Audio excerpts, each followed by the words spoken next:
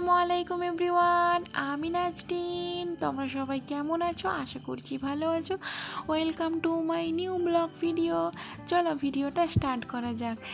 এই গরম মানেই তো হচ্ছে আমের সিজন। তোমরা তো জানোই প্রত্যেকের বাড়িতে আম আম। এই কদিন আগে ভীষণ জোরে ঝড় বৃষ্টি হয়েছিল। সেই ঝড় বৃষ্টিতেই ভীষণ আম পড়েছিল। এই আমগুলোর কি করব ভাবলাম যে বিভিন্ন ধরনের আচার বানানো যাক। যেই ভাবা সেই কাজ, সেজন্য লেগে পড়লাম আচার বানানোর কাজে। এখানে দেখো আমি তো বাড়িতেই বানিয়েছি ইয়াম্মি ইয়াম্মি টেস্টি টেস্টি আম সত্ত্ব।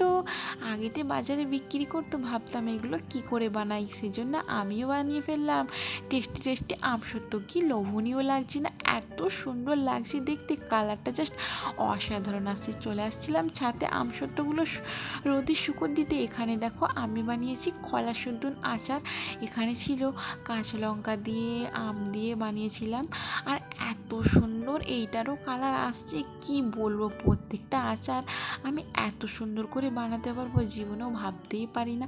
এই ফার্স্ট টাইম এত সুন্দর আচার বানালাম, আর কালারটাও জাস্ট অসাধারণ ছিল। এখানে তো আমগুলো শুকো দিয়ে দিয়েছিলাম, আম সত্ত্বগুলো সব শুকো দিয়ে কমপ্লিট হয়ে যাওয়ার পর এখানে একটা দুপাট্টা ঢাকা দিয়ে দিয়েছিলাম, ধুলো ময়লা না পড়ে যায়, জিনিসগুলো না নষ্ট হয়ে যায়। তারপরে চলে আসছিলাম নিচে এসে আম্মাজি বললো এখানে আমাকে আনাজগুলো একটু করে দিত, আমি রান্না বান্না করতে যাবো।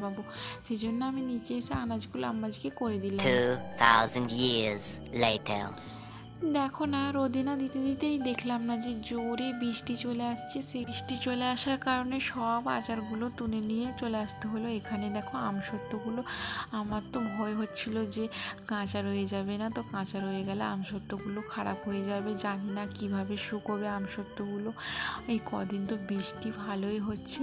তারপরে দেখো বৃষ্টি হওয়ার কারণে এখানে একটা বড় মতো আম পড়ে গিয়েছিল গাছের, আর আমিও যে কুড়িয়ে নিয়ে চলে আসলাম। আর এখানে তোমাদেরকে দেখাচ্ছিলাম যে দেখি আমটা পাকা আছে কি কাঁচা। তারপরে দেখলাম না যে দেখো পুরো কালার এসে গেছে, আর ভীষণ মিষ্টি ছিল আমটা। আমাদের গাছের আম তো ভীষণ মিষ্টি হয়, খুবই টেস্টি হয়। আর তোমরা কে কী আচার বানিয়েছো অবশ্যই আমাকে জানিও তো কমেন্টে। আর আজকের মতন এ পর্যন্তই। ভালো লাগলে লাইক কমেন্ট শেয়ার সাবস্ক্রাইব করতে ভুলবেন না। আল্লাহ হাফেজ।